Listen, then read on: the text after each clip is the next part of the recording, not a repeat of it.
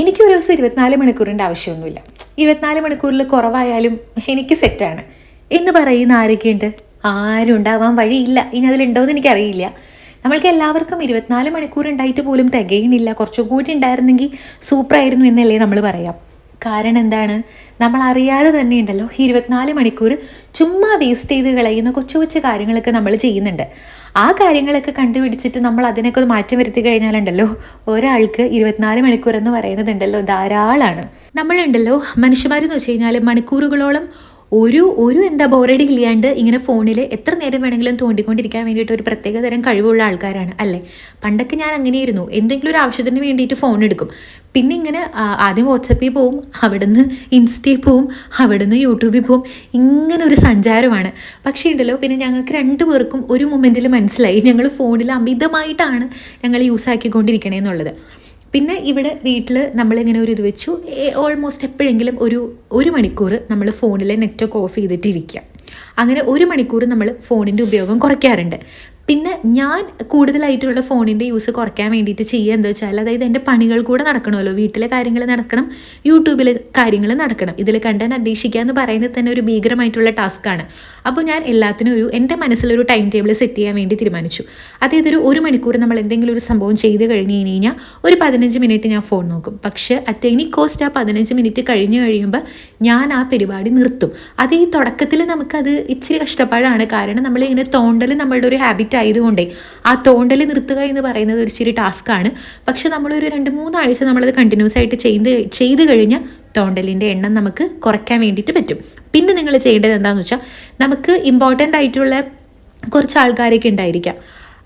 അവരുടെ നോട്ടിഫിക്കേഷൻ ഒഴികെ മറ്റുള്ള നോട്ടിഫിക്കേഷൻസൊക്കെ നമുക്കിപ്പം വാട്സപ്പിലെയോ ഇൻസ്റ്റയിലെയോ ഫേസ്ബുക്കിലെയോ എല്ലാത്തിലെയും നോട്ടിഫിക്കേഷൻസ് നമ്മൾക്ക് മ്യൂട്ട് ചെയ്ത് വെക്കാൻ പറ്റും. അപ്പം നമ്മൾ ആ ഒരു 15 മിനിറ്റ് ഫോൺ എടുക്കുന്ന സമയത്ത് മാത്രമായിരിക്കും നമ്മൾ ഈ വക നോട്ടിഫിക്കേഷനൊക്കെ കാണാം. അല്ലെങ്കിൽ ഓരോരോ ഒരു നീം ഒച്ച എടുക്കുമ്പോഴത്തേക്കും അങ്ങോട്ട് ഓടും, അടുത്ത നീം ഒച്ച എടുക്കുമ്പോഴത്തേക്കും പിന്നെ അങ്ങോട്ടേക്ക് ഓടും. അപ്പം നിങ്ങൾ ഈ നോട്ടിഫിക്കേഷൻ മ്യൂട്ട് ചെയ്ത് വെക്കുന്ന സെറ്റപ്പ് നിങ്ങളൊന്ന് ട്രൈ ചെയ്ത് നോക്ക്. It's really effective. പിന്നെ നമുക്കിപ്പോൾ നമ്മുടെ ലൈഫിലാണെങ്കിലും, അതായത് വീട്ടിലാണെന്നുണ്ടെങ്കിലും ഇപ്പോൾ ഓഫീസിലേക്ക് ആണെന്നുണ്ടെങ്കിലും നമുക്ക് ഒരുപാട് കാര്യങ്ങൾ നമുക്ക് ചെയ്യാൻ വേണ്ടിയിട്ടുണ്ടാവും. ആ ഒരുപാട് കാര്യങ്ങളിൽ ചില കാര്യങ്ങൾ നമ്മൾക്ക് ഇമ്മീഡിയറ്റ് ആയിട്ട് ചെയ്യേണ്ടതായിരിക്കും. ചില കാര്യങ്ങൾ ചിലപ്പോൾ നാളെ ചെയ്താൽ മതി, മറ്റന്നാൾ ചെയ്താൽ മതി, അങ്ങനെയുണ്ടാവും.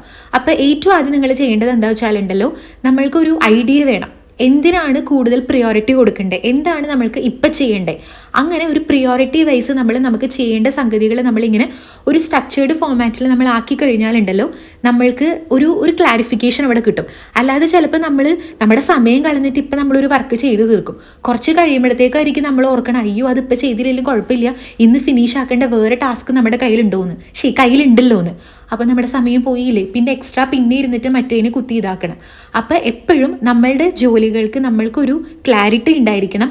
അത് എപ്പോഴാണ് ഫിനിഷ് ആക്കേണ്ടത്, എപ്പോൾ ചെയ്തിടണം, അങ്ങനെയൊക്കെ ഒരു ക്ലാരിഫിക്കേഷൻ നമുക്ക് ഉണ്ടെന്നുണ്ടെങ്കിൽ നമ്മുടെ സമയം നമുക്ക് നല്ലപോലെ മാനേജ് ചെയ്ത് കൊണ്ടുപോകാൻ വേണ്ടിയിട്ട് പറ്റും. പിന്നെ പൊതുവെ എല്ലാവരും പറയും മൾട്ടി ടാസ്കിങ് എന്ന് പറയുന്നത് നല്ലൊരു കാര്യമാണെന്നുള്ളത്. അതെ, പ്രോപ്പറായിട്ട് മൾട്ടി ടാസ്കിങ് മാനേജ് ചെയ്തുകൊണ്ട് പോകാൻ പറ്റുന്ന ആൾക്കാർക്ക് അത് നല്ലൊരു സംഗതിയാണ്. പക്ഷേ ഉണ്ടല്ലോ ചില ആൾക്കാർക്ക് ഈ മൾട്ടി ടാസ്കിങ് ചെയ്യുമ്പോൾ പറ്റുന്ന സംഗതി എന്താണെന്നറിയോ, അവർ അറ്റ് എ ടൈം 2 കാര്യങ്ങളായിരിക്കും ചെയ്യുന്നുണ്ടാവുക. അപ്പോൾ അവർക്ക് ആ 2 കാര്യങ്ങളിൽ കോൺസെൻട്രേറ്റ് ചെയ്യാൻ വേണ്ടിയിട്ട് ഭയങ്കര ഡിഫിക്കൽട്ടായിരിക്കും. അപ്പോൾ അവർ ഇത്ര സമയം കൊണ്ട് മേ ബി ഒരു അരമണിക്കൂർ കൊണ്ട് അവർ ആ 2 കാര്യങ്ങൾ ചെയ്ത് തീർത്തിട്ടുണ്ടാവും. പിന്നെ ഒന്നും കൂടെ നമ്മളത് റിവാലുവേറ്റ് ചെയ്യുന്ന സമയത്തായിരിക്കും മനസ്സിലാവുക രണ്ടും നല്ല പോലെ 100% പെർഫെക്റ്റ് ആയിട്ട് നമുക്ക് അവിടെ ചെയ്യാൻ പറ്റിയിട്ടില്ല എന്ന്. അപ്പോൾ പിന്നെയും നമ്മൾ എക്സ്ട്രാ ഒരു മണിക്കൂറോ അരമണിക്കൂറോ ഇരുന്നിട്ട് ഈ 2 കാര്യങ്ങൾ നമ്മൾ ഒന്നും കൂടെ ചെയ്യേണ്ടി വരും. അപ്പോൾ എപ്പോഴും എൻ്റെ ഒരു ഒപ്പീനിയനിലൊക്കെ അറ്റ് എ ടൈം നമ്മൾ ഒരു കാര്യം അതിൽ കോൺസെൻട്രേറ്റ് ചെയ്തിട്ട് അത് വൃത്തിയായിട്ട് ചെയ്യണതാണ്. അപ്പോൾ നമ്മൾ 2 എണ്ണത്തിനും കൂടെ അരമണിക്കൂർ വെച്ചിട്ട് നമ്മൾ സ്പെൻഡ് ചെയ്താൽ നമ്മൾക്ക് 1 മണിക്കൂറേ അവിടെ പോവുള്ളൂ. അല്ലാതെ അരമണിക്കൂർ കൊണ്ട് നമ്മൾ 2 കാര്യങ്ങളും ഫിനിഷ് ചെയ്തു, പക്ഷേ അതിൽ പിന്നെയും മിസ്റ്റേക്ക് വന്നു കഴിയുമ്പോൾ കുത്തിയിരുന്നിട്ട് നമ്മൾക്ക് പിന്നെയും ചെയ്യേണ്ടി വരും. അപ്പോൾ സമയവും പോവും. ഒന്നും കൂടെ ചെയ്ത കാര്യങ്ങൾ പിന്നെയും അതിൽ കറക്ഷൻ കൊടുക്കുന്ന സമയത്തുണ്ടല്ലോ അത്ര ഈസി അല്ല, നമുക്ക് നല്ല രീതിക്ക് മടുപ്പ് വരും. അപ്പോൾ മൾട്ടി ടാസ്കിങ് ഒക്കെ നല്ല ക്ലീൻ ആയിട്ട് ചെയ്യാൻ വേണ്ടിയിട്ട് കഴിവുള്ള ആൾക്കാർ ഒരുപാട് പേരുണ്ട്. അവർക്കായിരിക്കും മൾട്ടി ടാസ്കിങ് കുറച്ചും കൂടെ ബെസ്റ്റ്. അല്ലെങ്കിൽ അത് നമ്മൾക്ക് സമയം കളയുന്ന ഒരു പ്രോസസ്സ് ആവാനാണ് ചാൻസ്. പിന്നെ വേറൊരു കാര്യം, അടുക്കും ചിട്ടയില്ലാത്തൊരു സംഭവം. അതിൻ്റെ ഏറ്റവും വലിയ എക്സാമ്പിളാണ് കേട്ടോ ഈ പണ്ടൊക്കെ അതെനിക്ക് ഉണ്ടായിരുന്നില്ല, ഞാനത് അഭിമാനത്തോടു കൂടെ പറയുന്നു. പണ്ട് ഓഫീസിൽ പോകുന്ന സമയത്തുണ്ടല്ലോ ഞാൻ സോക്സ് അന്വേഷിക്കും. എത്രയൊക്കെ കിടന്ന് കഷ്ടപ്പെട്ടാൽ എൻ്റെ പൊന്നോ, എല്ലാത്തിൻ്റെയും ഒരു സാധനം ഉണ്ടാവും, അതിൻ്റെ പേര് കിട്ടില്ല. അതെവിടെയാ പോണേ? ഞാൻ ഇടയ്ക്ക് ആലോചിക്കും, വാഷിംഗ് മെഷീനിൽ അലക്കുമ്പോൾ അതിൽ കൂടെ ആവിയായിട്ട് പോവാണോന്ന്. എവിടേക്ക് വീട് മൊത്തം തിരഞ്ഞാലും അതിൻ്റെ പേര് കിട്ടൂല. പിന്നെ ഞാനൊരു സൂത്രം ഒപ്പിച്ച് ചോദിച്ചു, ആ രണ്ടും കൂടെ അതിൻ്റെ ഉള്ളിലോട്ടൊക്കെ വെച്ചിട്ട് ഇങ്ങനെ ചുറ്റി ചുറ്റി വെക്കുന്ന മടക്കുന്നൊരു സംഗതി ഞാൻ കണ്ടുപിടിച്ചു യൂട്യൂബിൽ നോക്കിയിട്ട്. പിന്നെ അങ്ങനെ ഞാൻ ആക്കി വെച്ചു. അപ്പോൾ പിന്നെ രണ്ടുപേരും കുട്ടന്മാരായിട്ട് അവിടെ ഇരിക്കുന്നുണ്ടാവും. സോക്സിന് വേണ്ടിയിട്ട് ഞാൻ ചിലവഴിച്ച സമയമുണ്ടല്ലോ എന്തോരാണെന്നറിയാവോ. അപ്പോൾ എല്ലാ കാര്യങ്ങളും നമ്മൾ ഓർഗനൈസ്ഡ് ആയിട്ട് അടുക്കും ചിട്ടിയോടും കൂടെ നമ്മൾ വെച്ച് കഴിഞ്ഞാലുണ്ടല്ലോ നമ്മൾക്ക് നല്ല രീതിക്ക് സമയം ലാഭിക്കാൻ പറ്റും. ഈ കുറേ ആൾക്കാർ രാവിലെ എഴുന്നേൽക്കുമ്പോൾ കാറിൻ്റെ താക്കോൽ അന്വേഷിക്കാനും വണ്ടിയുടെ താക്കോൽ അന്വേഷിക്കാനൊക്കെ ഓടുന്ന കണ്ടിട്ടില്ലേ? അവന്മാർ ഒട്ടും അടുക്കും ചിട്ടിയില്ലാത്തതുകൊണ്ടാണ് ഈ കിടന്ന് ഓടുന്നത്. അതായത് ഈ ഒരു താക്കോലിന് പ്രോപ്പറായിട്ട് ഒരു പ്ലേസ് ഉണ്ടെന്നുണ്ടെങ്കിൽ അവിടെ കൊണ്ടുപോയി വെക്കുന്നു, രാവിലെ അവിടെ നിന്ന് എടുത്തുകൊണ്ട് പോകുന്നു, അല്ലേ?